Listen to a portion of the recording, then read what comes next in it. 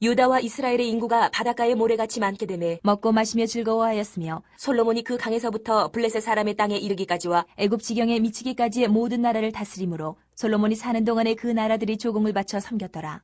솔로몬의 하루의 음식물은 가는 밀가루가 30고루요, 굵은 밀가루가 60고루요, 살찐 소가 10마리요, 초장의 소가 20마리요, 양이 100마리이며 그 외에 수사슴과 노루와 암사슴과 살찐 새들이었더라. 솔로몬이 그 강 건너편을 딥사에서부터 가사까지 모두 그 강 건너편의 왕을 모두 다스림으로 그가 사방에 둘린 민족과 평화를 누렸으니 솔로몬이 사는 동안에 유다와 이스라엘이 단에서부터 브엘세바에 이르기까지 각기 포도나무 아래와 무화과 나무 아래에서 평안히 살았더라. 솔로몬의 병거의 말 외양간이 4만이요 마병이 12,000명이며 그 지방 관장들은 각각 자기가 맡은 달에 솔로몬 왕과 왕의 상에 참여하는 모든 자를 위하여 먹을 것을 공급하여 부족함이 없게 하였으며 또 그들이 각기 직무를 따라 말과 준마에게 먹일 보리와 꼴을 그 말들이 있는 곳으로 가져왔더라. 하나님이 솔로몬에게 지혜와 총명을 심히 많이 주시고 또 넓은 마음을 주시되 바닷가의 모래같이 하시니 솔로몬의 지혜가 동쪽 모든 사람의 지혜와 애굽의 모든 지혜보다 뛰어난지라. 그는 모든 사람보다 지혜로워서 예스라 사람 에단과 마홀의 아들 헤만과 갈골과 다르다보다 나음으로 그의 이름이 사방 모든 나라에 들렸더라. 그가 잠언 3,000가지를 말하였고 그의 노래는 1,005편이며 그가 또 총옥에 대하여 말하되 레바논의 백향목으로부터 담에 나는 우수초까지 하고 그가 또 짐승과 새와 기어다니는 것과 물고기에 대하여 말한지라. 사람들이 솔로몬의 지혜를 들으러 왔으니 이는 그의 지혜의 소문을 들은 천하 모든 왕들이 보낸 자들이더라. 오늘 열왕기상 4장 후반부 말씀을 우리 함께 읽었습니다. 여러분, 4장에서는 솔로몬 왕의 치세, 즉 솔로몬 왕이 다스리던 때의 특징들을 열거하고 있죠. 우리 앞에 4장 앞부분에서 솔로몬 왕이 거느리는 신하, 솔로몬 왕이 국가의 틀을 잡으면서 등용했던 고위 관리들, 그런 사람들을 보았고, 또 솔로몬 왕이 북쪽 10개 지파 이스라엘 사람들을 다스리면서 국민 통합을 꾀했다. 12개 행정구역을 만들어서 그들에게 세금을 내게 하고 지방과 중앙정부가 연결되도록 했다. 우리 그런 내용들을 앞에서 보았습니다. 자, 그리고 오늘 20절 이하 말씀에서 솔로몬 왕이 다스리던 때 그의 통치가 얼마나 위대했는가 보여주고 있죠. 여러분, 여러분이 가지고 계시는 성경을 한번 보시면 4장 20절 위에 어떤 표제어가 적혀 있죠. 뭐라고 되어 있습니까? 솔로몬의 영화, 이렇게 되어 있죠. 여러분, 솔로몬의 치세가 얼마나 영화스러웠는지, 솔로몬의 통치가 얼마나 세계 만방에 유명했는지, 그가 받았던 지혜가 얼마나 크고 위대했는지 그것을 말씀하는 내용이 오늘 본문입니다. 오늘 본문을 묵상하면서 오늘 우리에게 주시는 교훈을 깨닫고 하나님의 음성 듣기를 원합니다. 첫째로 오늘 본문은요, 솔로몬이 유프라테스 강 서쪽 지역의 주인이 되었다, 유프라테스 강 서쪽 지역 전부의 주인이 되어서 그 위세를 떨쳤다 하고 기록하고 있습니다. 여러분, 솔로몬의 통치가 어디까지 미쳤느냐? 솔로몬의 위세가 유프라테스 강 서쪽 지역 전부에 미쳤다, 성경은 말하죠.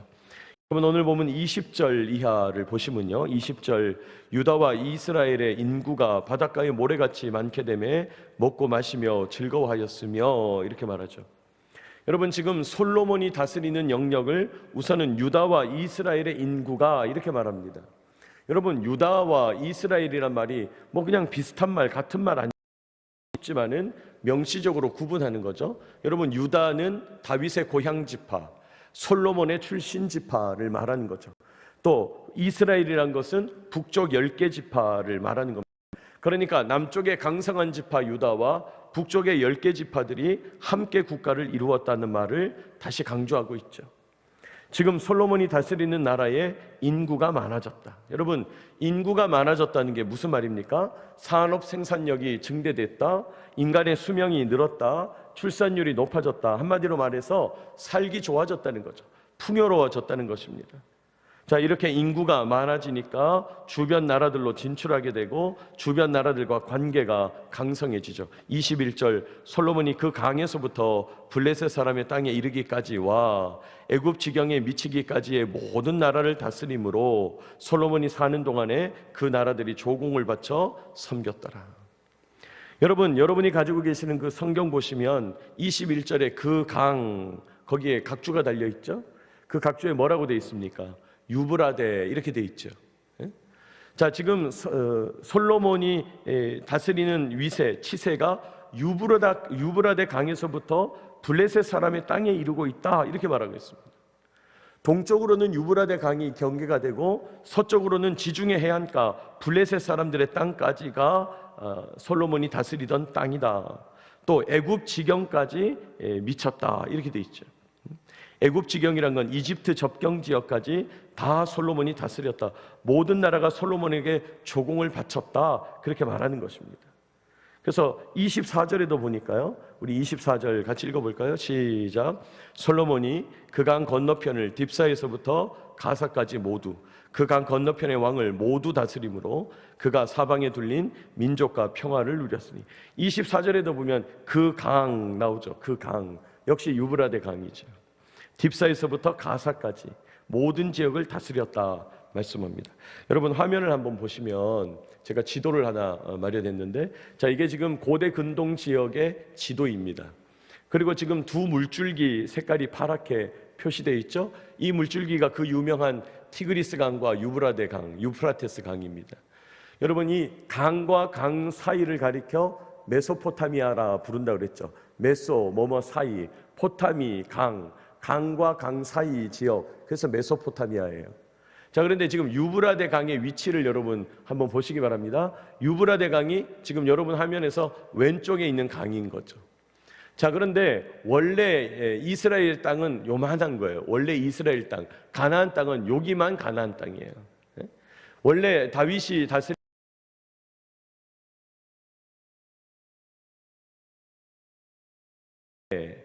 지금 솔로몬의 치세는 어느 정도냐? 이만큼이었다는 거예요. 여러분 지금 보이시나요? 제가 선이 작게 되어 있어서 지금 유브라데 강 서쪽, 유브라데 강편 서쪽 전부가 솔로몬의 치세에 들었다는 것입니다. 그러니까 원래 다스리던 땅에 비하면 어마어마하게 영향력이 넓어지신 거죠. 지금 그 얘기를 보고 있는 거예요. 자, 이제 돌아와도 되겠습니다. 여러분, 솔로몬의 치세가 이렇게 유브라데 강 서쪽 지역까지 넓어졌다. 이렇게 강성한 치세를 유지하게 됐다. 넓은 땅의 주인이 됐다. 가나안 땅 주변의 모든 나라를 아우르는 제국의 주인이 됐다. 성경은 말씀하는 거예요. 자, 그렇게 넓은 영토를 다스리던 솔로몬인데 그 왕궁에서 소비하는 위세가 대단해요. 22절, 솔로몬의 하루 음식물은 가는 밀가루 30고루요, 굵은 밀가루가 60고루요, 이렇게 돼 있어요. 여러분, 성경학자들에 의하면 이 고르라는 부피 단위는 지금 단위로 따지면 227리터, 그러니까 한 고루가 엄청나게 양이 많은 거죠. 그러니까 솔로몬 왕궁에서 밀가루를 하루에 30고루씩 소비했다. 대충 계산해 보니까 밀가루 6,800리터, 무게는 밀가루만 3.8톤이 되는 거예요. 그러니까 하루에 3.8톤을 소비하는 왕궁 정부가 됐다는 거예요. 굵은 밀가루는 그 배나 되는 7.6톤을 소비했다. 그러니까 어마어마한 양의 빵을 만들어 먹고 소비하고 먹였다는 것이죠. 또 23절, 살찐 소가 10마리, 초장의 소가 20마리, 양이 100마리, 숫사슴, 노루와 암사슴, 살찐 새. 뭡니까? 이 정도로 엄청난 육류, 고기도 소비했다는 거예요. 이 정도 고기를 소비했는데도 감당하는데 문제가 없었다는 거죠. 나라가 강성합니다. 25절, 솔로몬이 사는 동안에 유다와 이스라엘이 단에서부터 부엘세바까지 이르기까지 각기 포도나무 아래와 무화과나무 아래에서 평안히 살았더라. 솔로몬의 치세 동안에 북쪽 지역과 남쪽 유다 지역과 북쪽 이스라엘 지역 모두가, 여기 보니까 단에서부터 부엘세바까지, 여러분이 단에서부터 부엘세바까지, 이 말은 우리말로 바꾸면 백두에서 한라까지, 이런 말이에요. 백두에서 한라까지, 제일 끝에서 제일 끝까지 이스라엘 영토 전부가, 이 말이죠. 저 북쪽 경계에서부터 남쪽 경계에 이르기까지 모두가 다 평안하게 살았다는 거예요. 그런데 26절, 솔로몬의 병거의 말 외양간이 4만이요 마병이 12,000명이며. 여러분, 솔로몬이 보유한 군사력을 가늠할 수가 있죠. 외양간이 4만이에요. 여러분, 말이 외양간이지 요즘으로 치자면 우리 전투기 보관하고 있는 이글루 같은 거 말하는 거잖아요. 병거를 이끌 수 있는 말, 마병, 기마병이 12,000명, 놀라운 수치죠. 여러분, 과거 전쟁에서 기마병은요, 요즘으로 따지면 탱크 한 대 수준을 따졌다는 거예요. 제가 조선시대 김하병 이야기를 다큐멘터리에서 본 적이 있는데 요즘으로 따지면 탱크 한 대의 전력으로 했다는 거예요. 또 그 한 사람의 김하병을 길러내는데 그 정도 돈이 들었다는 거예요. 왜 그렇습니까? 말을 타고 빠른 속도로 달리면서 보병을 치고 적진을 휩쓸고 막 적진을 휘젓고 다니는 전력이 김하병인데, 그런 김하병이 100명이 있어도 강성하고 1000명이 있어도 강성할 텐데 12,000명이 있었다는 거예요. 어마어마한 숫자인 거죠. 이런 엄청난 군사들, 엄청난 크기의 왕궁, 엄청난 양의 정부 관료들, 공무원들을 움직이고 군사들을 움직이고 국가 경영에 아무 어려움이 없었다는 거예요. 그만큼 지방에서 올리는 세금이 풍성했다는 거죠. 27절, 지방 관장들 각각 자기가 맡은 달에 솔로몬 왕과 왕의 상에 참여하는 모든 자를 위하여 먹을 것을 공급하여 부족함이 없었다. 하루에 밀가루만 10톤씩 먹어내는 그런 군사력, 그런 공무원들, 그런 왕궁들. 28절, 또 그들이 각기 직무를 따라 말과 준마에게 먹일 보리, 꼴, 그 말들이 있는 곳으로 가져왔다. 지방의 관장들이 다 세금으로 충당하기에 부족함이 없도록 다 국가 시스템이 돌아갔다, 이 말이죠. 하나님께서 이스라엘에게 복을 주셔서 솔로몬 치세 때 엄청난 영토와 권력, 강성한 국제 영향력과 풍성한 경제력을 주셨다. 모든 나라 위에 군림하게 하셨다 말씀해요. 하나님께서 세계 만방에 자신의 나라 이스라엘의 강성함과 아름다움을 드러내고 계신 거죠. 솔로몬 시대에 하나님께서 이만큼 복을 주셨다 말씀합니다. 사랑하는 여러분, 솔로몬의 이런 복이 어떻게 가능했죠? 지금 솔로몬이 받은 이런 놀라운 복이 어떻게 가능합니까? 하나님 함께 하심으로 가능한 거예요. 하나님 나라의 복이 뭐냐? 하나님 나라의 백성 되는 거라는 거예요. 여러분, 하나님 나라의 복이 뭐냐? 하나님 나라 백성 되는 것, 하나님께 속하는 거라는 거예요. 여러분, 우리는요 이미 솔로몬과 같은 복을 받은 자다 말할 수 있습니다. 목사님, 저는 솔로몬처럼 복 못 받았는데요, 저는 이 정도의 치세와 위세를 갖고 있지 않는데요. 아니요, 솔로몬과 같이 세상의 강성함을 누리지 않더라도 우리는 이미 예수 그리스도의 은혜의 그늘 아래에서 이 세상 그 누구도 누리지 못하는 풍성한 은혜와 복을 누리는 자라는 거예요. 왜요? 우리는 이미 하나님의 자녀이기 때문이에요. 여러분, 과거에 교회학교 어린이들이 불렀던 찬송 여러분도 부르셨을 텐데 기억나십니까? 왕 나는 왕자다. 하나님 나라에 나는 왕자다. 내가 비록 어릴지라도 나는 왕자다. 이런 노래 불렀거든요. 그렇습니다. 이미 하나님 안에 거하는 자, 이미 하나님의 자녀된 자, 솔로몬이 누리는 부귀영화를 누리는 것과 같다는 거예요. 당장 세상에서 내가 다 누리지 못한다 할지라도 여러분, 우리에게는 영원한 생명의 나라가 약속되어 있잖아요. 이 땅에서 묵묵히 사명을 감당하다가 영원한 생명의 나라로 주님 인도하실 때 우리에게 이 놀라운 치세와 위세를 허락하실 것입니다. 우리를 높이실 거예요.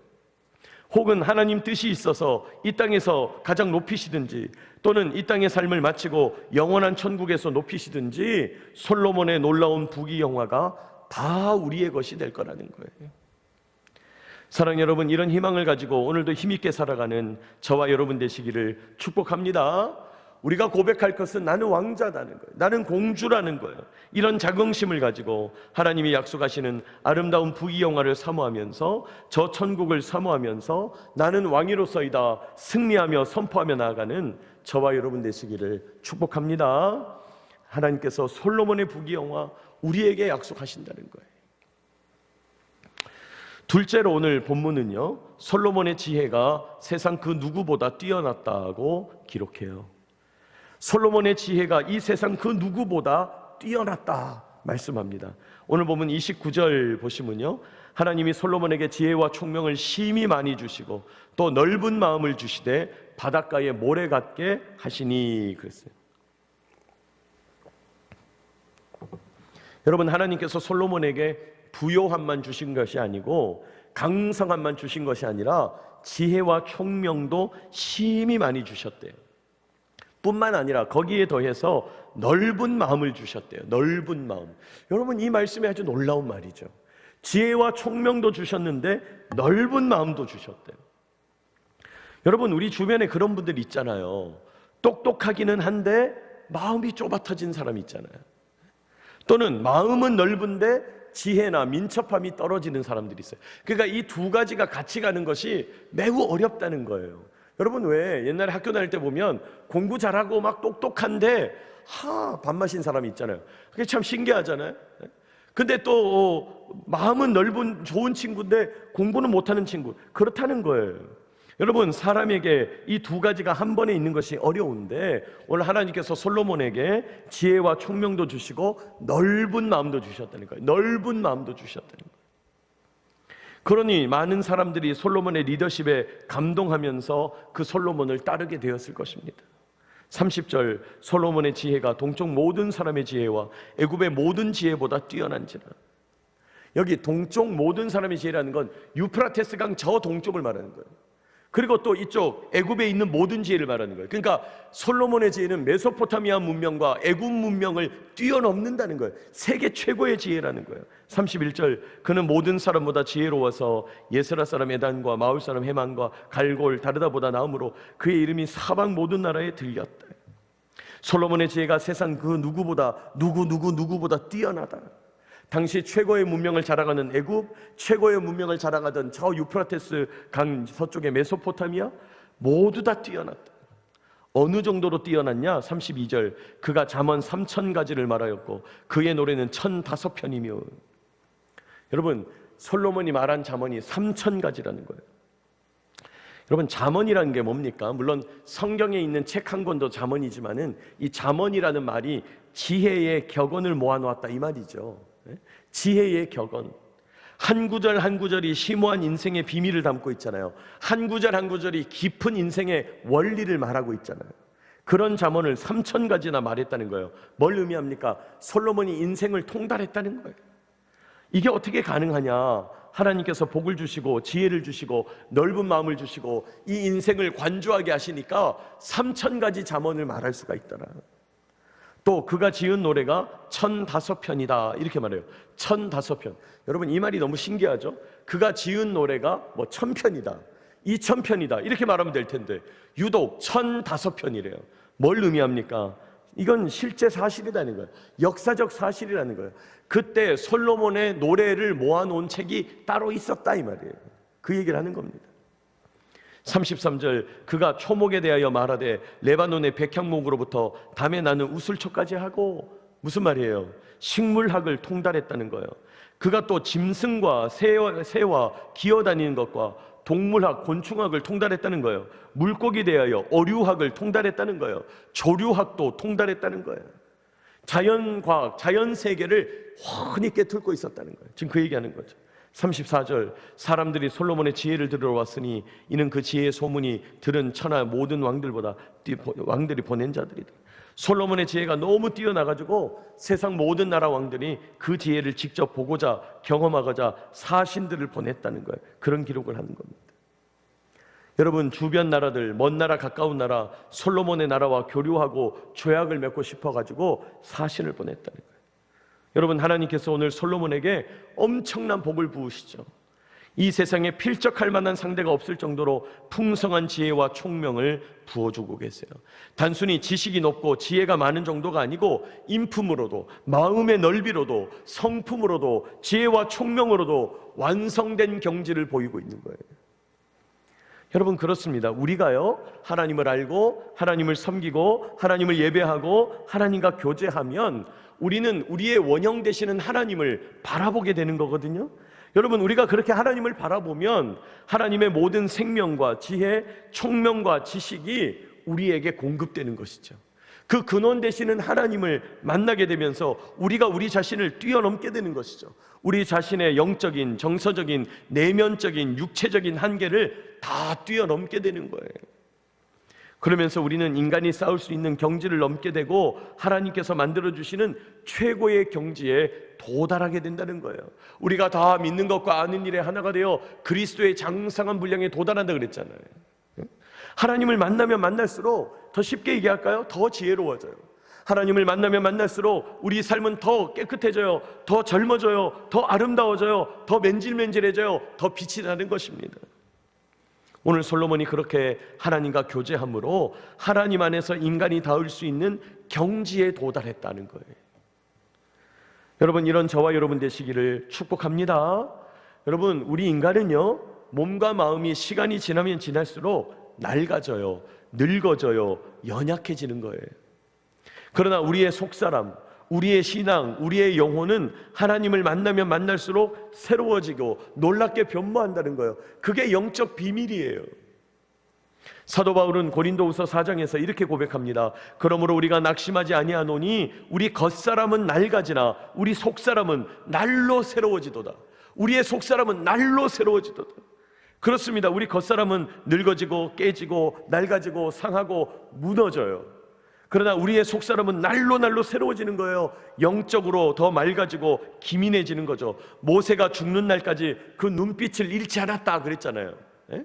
무슨 말입니까? 하나님 나라에 더 가까워지면 가까워질수록 우리의 영이 더 밝게 빛난다는 것입니다. 사랑하는 여러분, 이런 경지에 도달하는 저와 여러분 되시기를 축복합니다. 우리가 하나님을 만나면 만날수록 우리의 지혜와 총명이 높아지게 된다는 거예요. 우리의 마음은 넓어지게 되고 우리의 성품은 완성되어 가게 된다는 거예요. 여러분, 오늘 솔로몬의 강성한 치세와 하나님이 부으시는 지혜와 총명에 대하여 말씀을 묵상했어요. 우리가 솔로몬이 누리는 이 놀라운 영화를 이 땅에서 누릴 수도 있고 장차 영원한 생명의 나라에서 누리게 될 줄로 믿습니다. 이 놀라운 영화, 강성한 영향력 기대하면서 여러분, 오늘 우리에게 주어진 사명을 묵묵히 감당해야 되겠습니다. 또 하나님을 만나면 만날수록 크고 놀라운 지혜와 총명, 넓은 마음과 아름다운 성품으로 날로 우리가 새로워진다. 하나님의 아름다운 백성으로 변모한다. 오늘 성경은 말씀해요. 여러분, 오늘 이 말씀을 우리의 비전으로 받게 되는 저와 여러분 되시길 축복합니다. 우리의 비전이 뭡니까? 우리는 저 영원한 생명의 나라에서 왕과 같은 권세를 가진다는 거예요. 그리고 날로 변모하면서 하나님 앞에서 속사람이 새로워지는, 아름다워지는, 지혜와 총명을 겸비하는 하나님께서 주시는 온전한 경지에 이르게 되는 그런 사람들이 될 것이다. 오늘 성경은 말씀합니다. 이런 비전을 가지고 살아가는 저와 여러분 되시기를 축복합니다.